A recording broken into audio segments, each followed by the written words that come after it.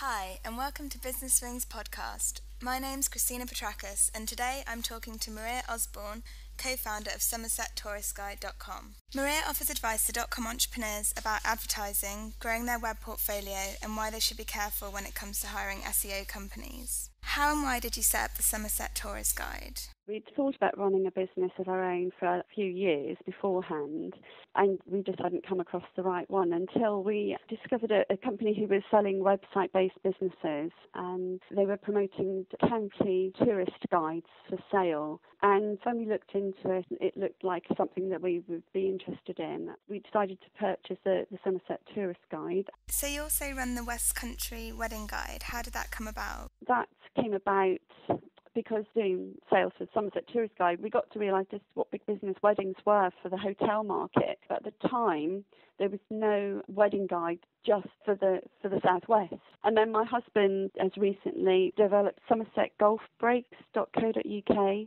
which is another way of getting more visitors to Somerset, which is what we want to do, really. So what have you found difficult about running a website?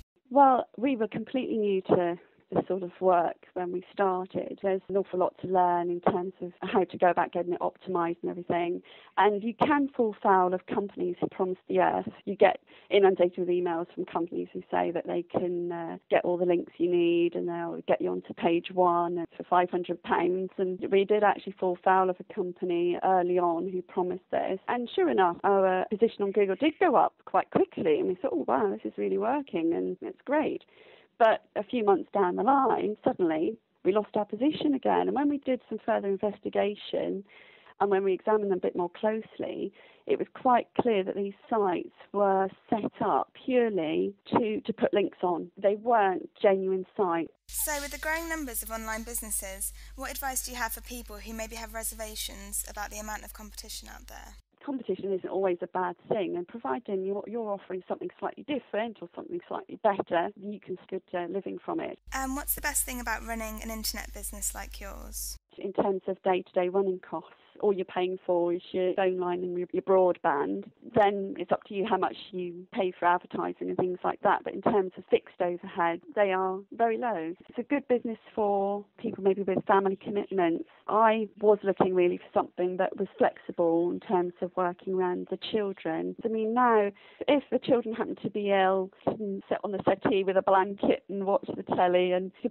pop in, check they're okay and have your lunch with them, and obviously you don't maybe work at the same capacity, but you can still get work done. You don't have to get them into school when they're not 100% because you've got some important meeting you've got to go to. Also, for David, since he gave up his job as well and has been working full-time in the business, the childcare responsibilities are divided equally. He, more often than not, takes the children into school in the morning, and I pick them up in the afternoon. So the children see as much of their dad as they do of me, which is great.